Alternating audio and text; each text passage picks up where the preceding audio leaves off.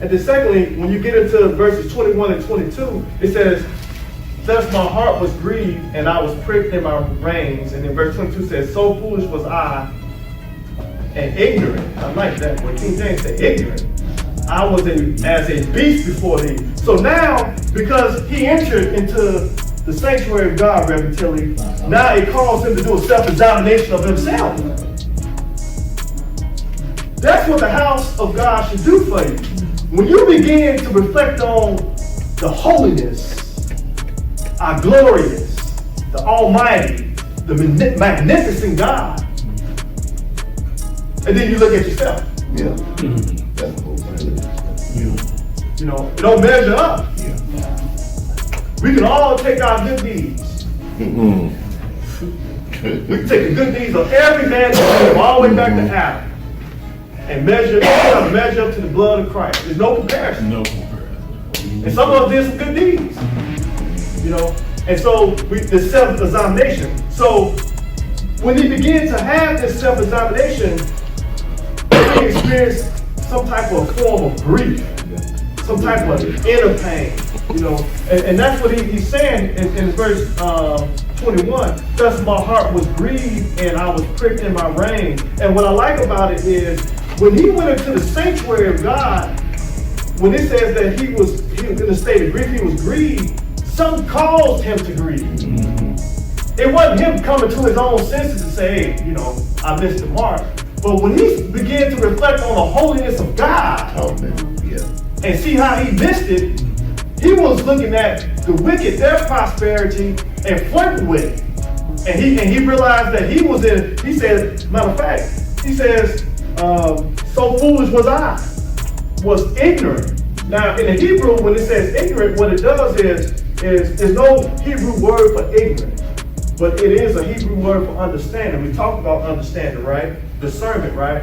But what in the Hebrew language, Brother Josh, what it does is it negates it by putting a not before it. And so it's you having no understanding.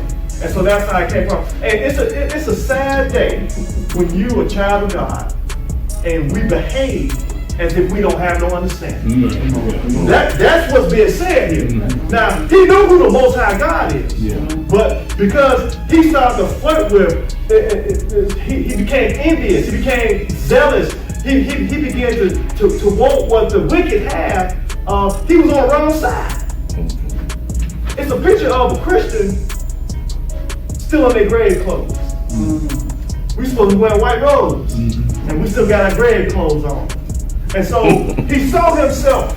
This is what this self-examination is. This is what I like about it. He saw himself as a foolish person, and he began to behave as an ignorant person, and he compared himself to a beast, like a beast. You know, when the psalmist says this, it's figurative language here, and it's figurative because he compared himself to just a beast, someone just with brute force.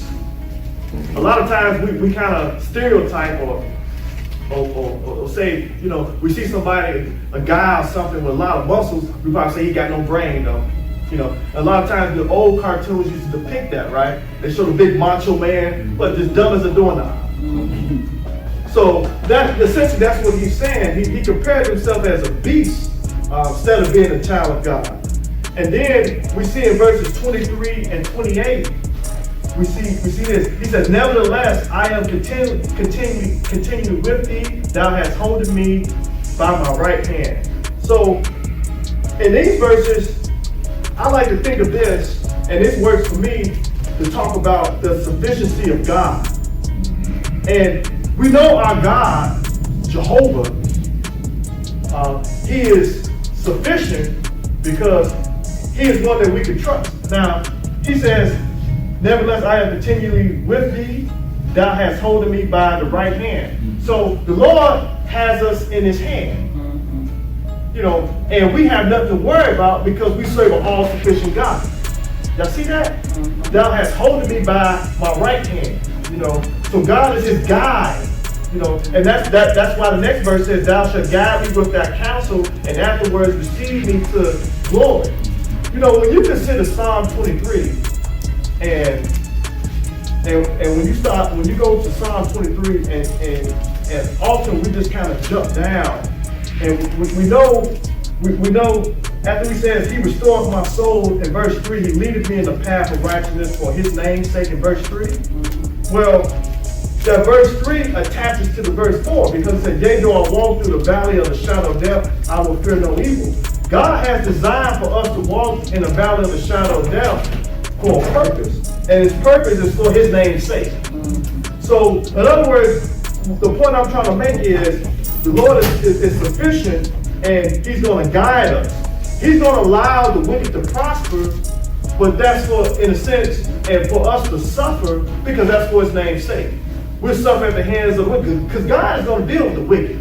It's a set time, a appointed time that God's going to deal with it. And so we see that he is with me. He counsels me. He has committed me to glory. Look at verse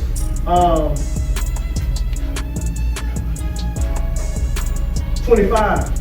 Whom have I in heaven but thee? And there is none upon earth that I desire besides thee. In verse 26 says, my flesh and my heart faileth, but God is the strength of my heart and my portion forever. So when he talks about whom have I in heaven but thee, he makes an association by saying that he knows what his destination is. There is none upon earth that I desire besides thee. So he makes God his focus. And how I believe we can teach this and to bring it on home for our students is no matter what situation that you're going through, you have to take your mind, and we know this, off our own self and our situation and focus it on God. Who is like God? One of the prophets matter of fact, that's his name. Who is like God? It comes to me which prophet it is, but that's exactly what his name is. Who's like God? And so we see this, and then he continuously enabled me. We see that in the verse. He says, my flesh and my heart faileth, but God is the what? The strength of my heart and my portion forever. So when he said forever, now if you strengthen, if you are strengthened by God forever, what is that saying? That's saying that the God that we serve is eternal. And God has us hold us by our right hand. That's some security there. I mean, I love my parents, I love my mother and my father, but I prefer to God to hold my hand than my parents. Because my parents only could take me so far. But God can take you anywhere. And so, amen. And then he also says he conducts my ways and he is worthy of celebration. And that's in verses 27 to 28. It says, for lo, they that are far from thee shall perish. Thou hast destroyed all of them that go a horn. The horn is harlotry from thee. These are people who commit spiritual fornication. When you serve anything other than God, you have committed spiritual fornication. We serve a jealous God. I will have no other God beside, before me. And so we see, he conducts, and then finally, you can end on a good note. He's worthy of our celebration. Because look what he says in verse 28. But it is good for me to draw near to God. I have put my trust, in Jehovah Elohim, Jehovah God, and I may declare all thy works. So it's time to celebrate. When you consider how sufficient our God is, the works that our God has manifested, not in our lives, in our parents' life, our grandparents' life, in the world, it should cause you to celebrate. Amen. There'll be some celebration.